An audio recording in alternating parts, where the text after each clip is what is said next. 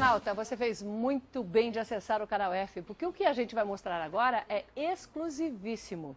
No domingo, você lembra, o Fantástico mostrou a grande final do desafio Vampiro. E o prêmio, você lembra também, né?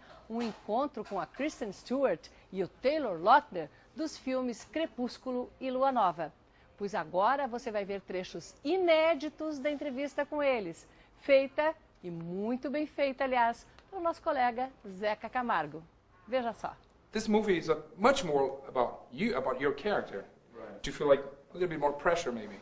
It's exciting. Initially, as much as the entire cast, crew, director couldn't even understand why they would make him prove that he was the Jacob that we all needed. Right. I think at that point it was like that was the pressure. But then once he so in your face proved himself, it's like, I mean, he's probably the most confident guy. To see him walk around the set of Twilight compared to how he walked around on New Moon is makes me want to cry. What actually changed? I mean, self-confidence, maybe? Yeah, I mean, not that he was an insecure guy to say at all before. It's just but it just comes. Yeah. It comes stronger. Yeah, it was just, it's just the right thing. It just felt good. Yeah, I mean, I had a great time doing it. It was an amazing experience, and I'm just thankful to have the amount of fan support behind me. And I was very impressed here. In Brazil? Yeah. That's crazy. Could you sleep with all the yelling and stuff like that? And yeah, there's a lot of people outside the hotel. So I mean, I always find myself surprised when we go to different places, and the amount of fan support and passion is the same everywhere, and it just keeps growing and growing. But I guess it has to do with the story itself. I mean, you're behind a very powerful story, right? I mean, not just for girls, but for guys. Do you remember when you first read the book? I mean, when you first got in contact with the story, what did you think of it? On the surface, it's simply moving, but not even moving. It's like transport. It literally takes you to a different. Yeah, I mean, and besides just the emotional charge that you get from it, if you start reading into the reasons that these characters are doing what they're doing and how absolutely conflicted they are, it's a really complex story that it's not just a vampire love story. It's a child dealing with issues that she probably wouldn't have to deal with in a normal world until she was an adult, and that's what I loved about it. I wasn't a big book reader. I never have been. But Twilight changed that. It's so true. It is true.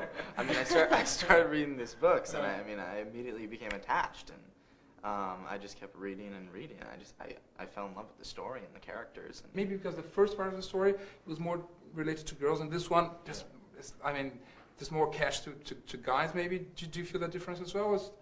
In the second movie, I think that people like to say that because there's more action.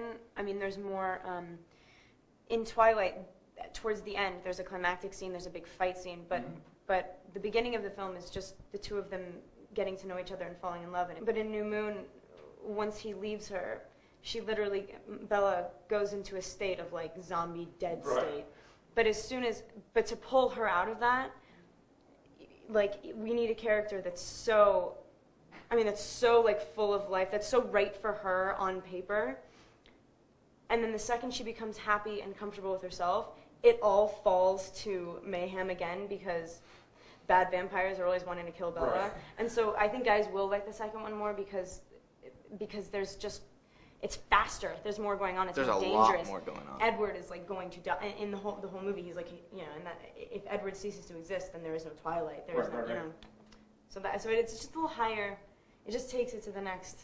It's just a little bit more scary, and so I think guys might be into that. Well, there are some amazing special effects as well, and maybe you took a big part on that as well. I mean, how difficult was that? I mean, they're very sophisticated on that. And how did you prepare as an actor to become a special effect? One of my favorite parts. He's amazing at it, by the way. I mean, he can do a backflip, like right now, probably out of the chair. He can do a handstand off of this thing and flip himself. Is there one? I've seen him do it in a cast chair, in a director's chair. Why is that? Were you a gymnast or something? I was a martial artist for a while, and I played a good start. Yeah. Extreme martial artist. I played football, baseball. I did a lot of sports my whole life, but the whole transforming into a wolf thing, there wasn't much thought into it other than me like being hooked up to wires and like flying 10 feet in the air. Right, And then I come to a jolting stop, Yeah. and I have to like freeze my body, and then it's not me. But it was very cool.